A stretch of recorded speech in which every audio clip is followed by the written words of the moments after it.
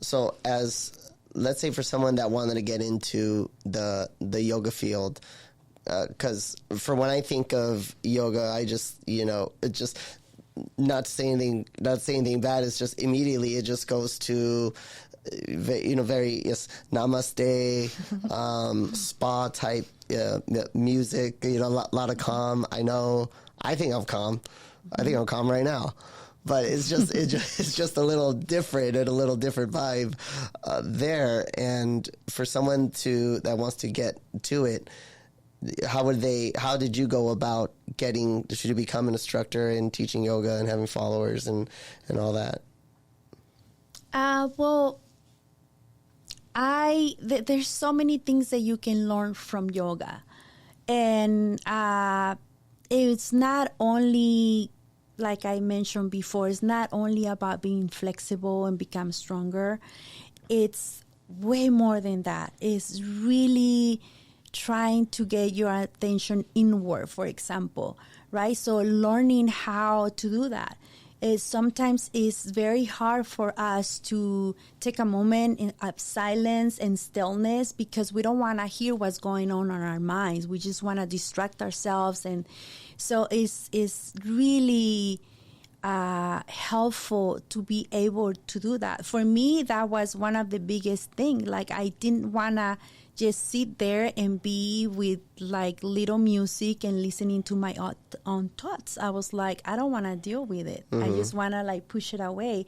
And I had people coming to yoga, and at the end of the class, they're in tears. They're like, wow, like, I don't want to deal with what's going on in my mind.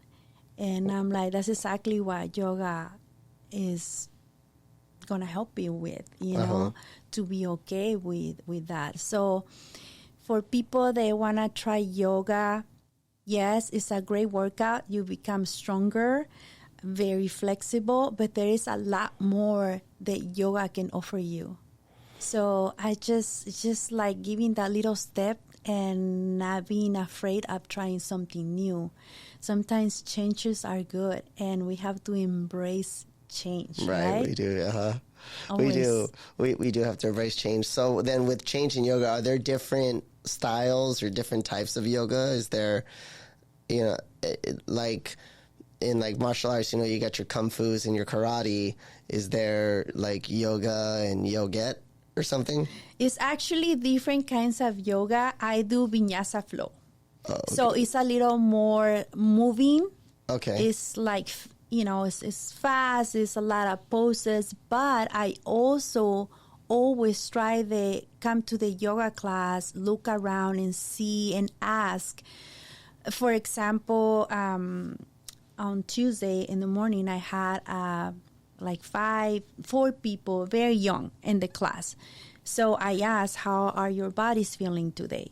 And they were like, great. I'm like, okay. So then I did a hard class. Everybody was strong. Everybody was so willing. That was their first time actually doing yoga for most of them. And they were all amazing. They were just listening to me, following everything I was saying, and they were able to do amazing poses. And that was their first time. So, and then there's other times, for example, that I come to the 6 p.m. class and everybody's already super tired. They had a long day. They've been working out and they're sore. So I try to adjust. I ask, how's everybody doing? And then they say, we're tired. I'm like, okay. So I try to do a class where they can actually recharge and feel energized and feel they are stretching their body so they can get that soreness away. So like I said, a lot of different ways of approaching yoga. And it's all about connect. I have to connect to the people that come to that room. I have to be able to look at their eyes and see. There is some people that are emotional that day, and I have to be careful, or I have to be mindful of how I teach the yoga. So it's really, really a connection to who comes to the class. Wow.